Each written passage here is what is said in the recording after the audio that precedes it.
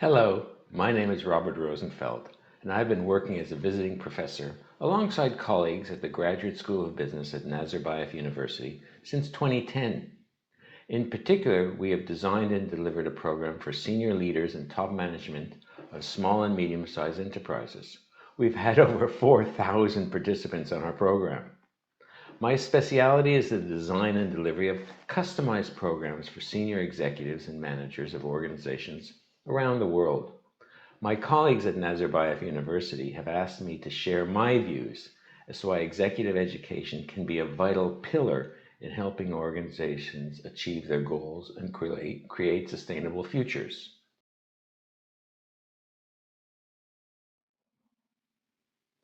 Executive education has three main objectives.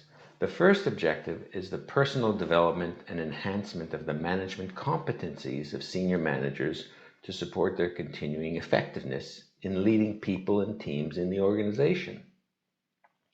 This can be achieved by using techniques such as one-to-one coaching, developing mentoring relationships, facilitating team events, as well as in-house and open enrollment development programs. The second objective of executive education is to work alongside the senior leadership of the organization to define and enhance the critical capabilities that are needed to fulfill objectives and to maintain the momentum to achieve further growth.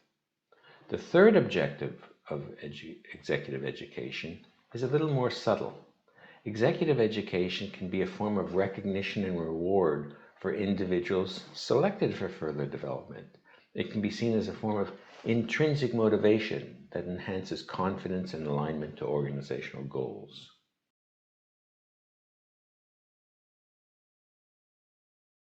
There are three critical reasons why companies should invest in the ongoing development of their people via executive education. The first is simply talent management. To sustain the growth and fulfill organizational potential, business leaders need to continually attract and retain the best people they can. New recruits are attracted to employers that offer opportunities for further personal and professional development. If organizations don't respond to these expectations, they can end up in a situation where their highest potential employees just leave. The second reason has to do with the capability of the organization to recognize the opportunities and threats in their operating environment and respond to them effectively. In times of substantial environmental change and uncertainty, the quantity and quality of the leadership team is a critical resource. The third reason why companies should invest in executive education is about effectiveness. As an organization grows, the leadership team also needs to grow. There's plenty of evidence to show that organizations that rely on a small, tightly knit team at the top can find themselves overwhelmed with the added scale and complexity of a growing business. Executive education can help align and develop emerging leaders so they can align their own actions and their teams to the organizational vision and strategies.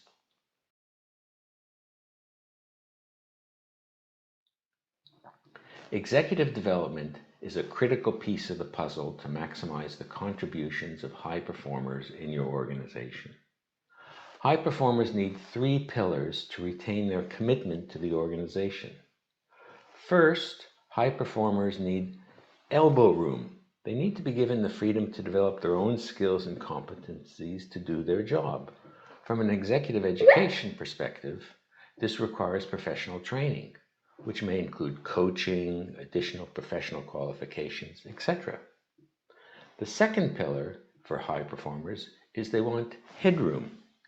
Most high performers want to improve and take on greater responsibility and have opportunities for career advancement.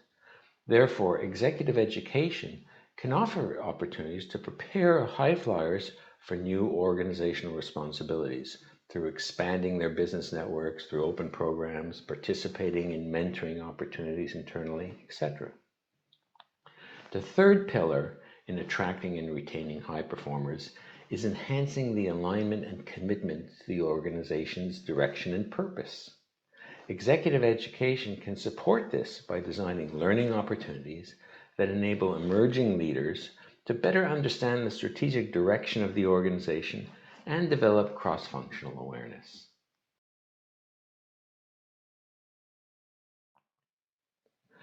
Justifying the investment in executive education to your manager or chief financial officer is, on one level, straightforward, but on a second level, it can be much more subjective. There is plenty of research from all over the world that indicates the positive organizational impact of executive education on a range of commercial criteria.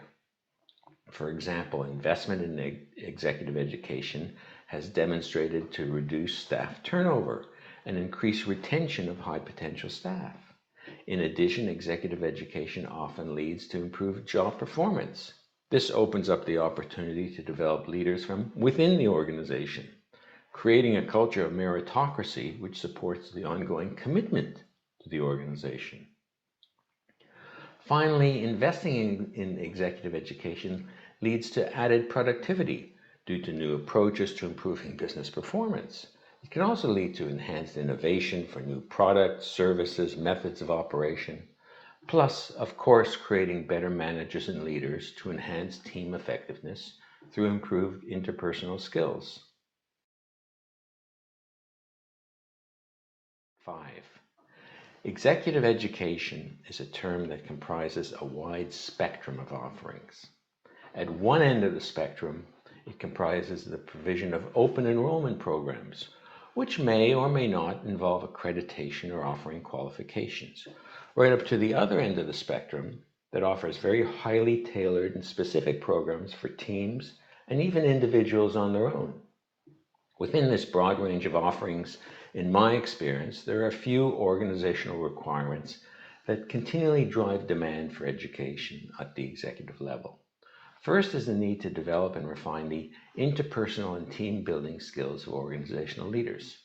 Often these are referred to as soft skills, as they focus on developing the human side of a leader's effectiveness. Second is the need to be aware of the opportunities and challenges that may arise in the future. Organizational leaders often get excessively involved in the day-to-day detail of doing the business rather than growing the business. In such situations, exploring future scenarios, preparing for change, is always an organizational capability that needs replenishment. Finally, there's the growing recognition that traditional management styles and organizational cultures can hold back the potential of organizations to grow and respond to new opportunities. For example, virtual teams, interorganizational collaboration, impact of technology, financing growth are all topics that are critical to the future success of the organization and its stakeholders.